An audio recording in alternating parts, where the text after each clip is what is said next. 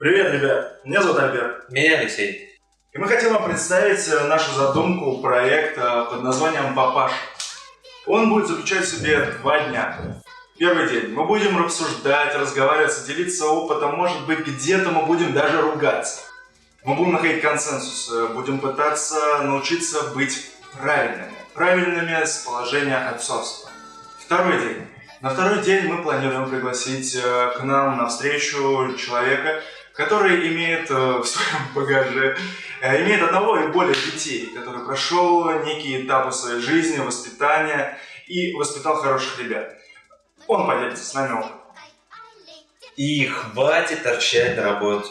Возвращайтесь домой к своей любимой, к своему ребенку, получайте от этого кайф. Мы уверенно считаем, что отцом быть это очень круто, и можно наслаждаться жизнью и быть счастливым.